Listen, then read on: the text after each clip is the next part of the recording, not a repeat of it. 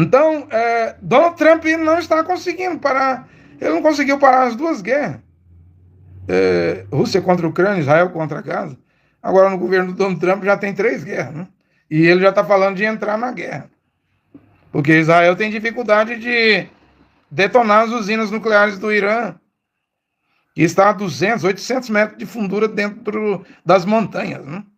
Naquelas cidades lá do Irã. E só os Estados Unidos têm bomba de 600 toneladas, cujos aviões B-2, né, Spirit, seriam os únicos capazes de detonar essas centrífugas de urânio, né? Por isso que o Trump está dizendo que vai entrar. Se ele entrar, ele vai revogar, né, cancelar tudo que ele disse, né? Ele disse que no governo dele, de 2016 a 2020, não houve guerra, né? Embora eu consigo ver, e não tem quem nega, que esse ataque de Israel contra Teherã, capital do Irã, da Pérsia, isso aí já é a mão do Donald Trump, porque as armas que Israel, os mísseis, drones, bombas que Israel já está usando contra o Irã, contra o Líbano, contra o Hezbollah, contra o regime iraniano em Gaza, isso é tudo bomba americana, gente. É tudo bomba americana. Tudo é os Estados Unidos fornecendo bomba ao seu aliado Israel. E Israel crucificou Yehoshua Mashiach. Agora, eu fico assustado, gente, quando eu vejo pregadores, até quem prega a mensagem de William Branham, pastores do tabernáculo, desejando que Israel mate, mas mate mesmo. Iraniano, palestino, libanês, iraquiano, gente da Síria, né? Diz que Israel tem que ganhar mesmo e matar. Eu fico assustado porque na Brit Hadashah, na lei do Mashiach, que é a Torá magnificada, ele não mandou matar, não. Ele não disse para Kefa, que é chamado Pedro, pega a espada e guarda. Guarda a espada, Kefa. Quem da espada sacar, da espada morrerá. Ora, é por isso que Israel vai ser invadido.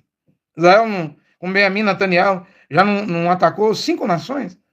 Ora, para cada causa, há reação. Para cada efeito, né, tem que ter a reação. Israel é 9 milhões de habitantes, meio a dezenas de países árabes que tem mais de 400 milhões de muçulmanos. Ou uma hora vai haver uma reação, porque Israel está provocando. Eu não sei o que os árabes esperam. O Islã, às vezes, eles esperam a Rússia detonar os Estados Unidos, né, com bomba nuclear. E então Israel perderia o seu maior aliado no Oriente Médio e ficaria vulnerável. E a Bíblia diz que Jeová vai permitir isso. Até para purificar Israel, para purificar Jerusalém, porque de todo esse Israel aí, hoje, Paulo fala em Romanos 9, 27, que ainda que os filhos de Israel sejam como a areia do mar, a areia da praia, só o remanescente, o resto será salvo. Ou seja, Israel mesmo que vai ser abençoado com a salvação de Jeová é só 144 mil. Judeus e judins, 12 mil de cada tribo, ainda tem a tribo de Dan e Efraim, que não está na lista das 12 tribos de Apocalipse 7. Lá entra Levi e Yosef, no lugar de Dan e Efraim, porque no tempo do rei Jeroboão, ele que dividiu, ou seja, rei do sul, Judá, Jerusalém, né? E rei do norte, Samaria e Israel. Israel com 10 tribos, né? Não lembra do rei Josafá de Judá, se aliando com o rei Acabe de Israel, para ir lutar contra a Síria, né? Porque não tinha comida e lá tinha muito grão, trigo. Então, no tempo de Jeroboão, houve a divisão, Roboão e Jeroboão.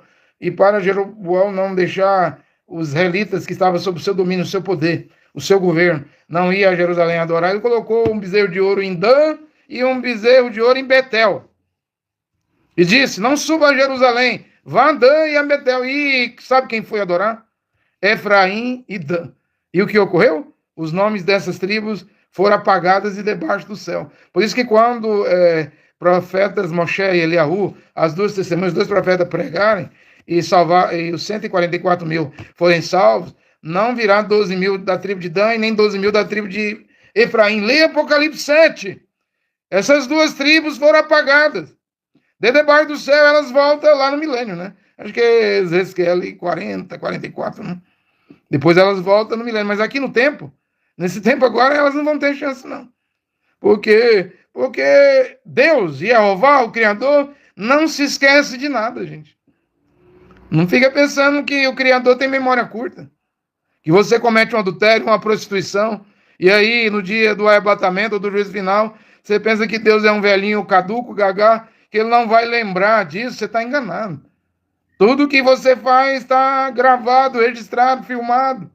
O julgamento do Criador é fácil, ele põe você ali uma tela, roda a sua vida todinha ali, você mesmo vai assistir o filme da sua vida que você fez com a boca, com os olhos, com as mãos, com os pés, com os membros do seu corpo.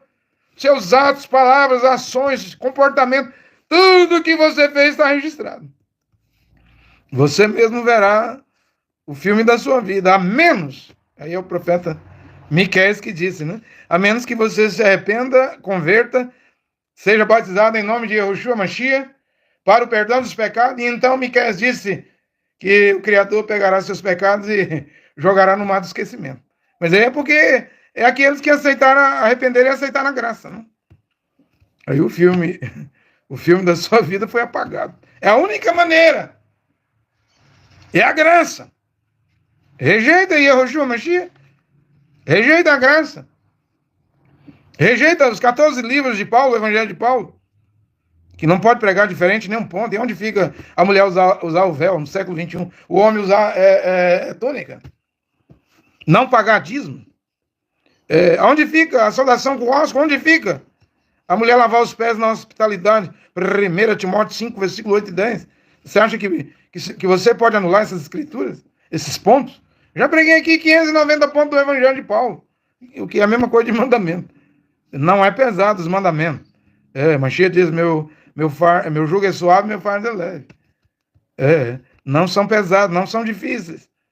Quem tem Rosh HaKodesh, o Espírito de Deus cumprirá a lei do Mashiach, os mandamentos do Mashiach, contidos aí no Evangelho de Paulo. Agora quem não tem, vai pelo caminho largo, né? Igreja, 4 paredes, templo, catedral, nave, organização religiosa, denominações evangélicas, pentecostais, deuteropentecostais, neopentecostais, aí você vai. Se você acha que sua igreja te porá no céu, vá, porque Apocalipse 22, 21, né? A cidade santa, a nova Jerusalém Celestial, e Jeová diz assim, na cidade eu não vi santuário, templo, 4 paredes, né? Ainda haverá um terceiro templo para besta sentar. Poderá haver também um templo no milênio, né? A Bíblia diz isso. Porém, depois do milênio, depois do grande trono, do juízo final, depois que não houver mais o mar, e o mar não existe mais, e vi um novo céu, nova terra, e vi a cidade santa descer dos céus da eternidade, mais ou menos quase 2.500 quilômetros de altura, de comprimento e de largura. Aí a hora diz assim, nessa cidade eu não vi templo, não vi santuário, não vi catedral, não há templo. Na eternidade não haverá templo, não haverá divisão. Então, está tudo errado aqui na Terra. Quando o William Branham pregava em 1965, havia 900 denominações. Hoje, no Brasil, em 2025, só neopentecostal tem 100 mil igrejas, uma diferente da outra. Tem 50 mil igrejas registradas na Receita Federal, só no Brasil. É muito caminho para a morte eterna, para a segunda morte. É muito caminho, 100 mil igrejas no Brasil.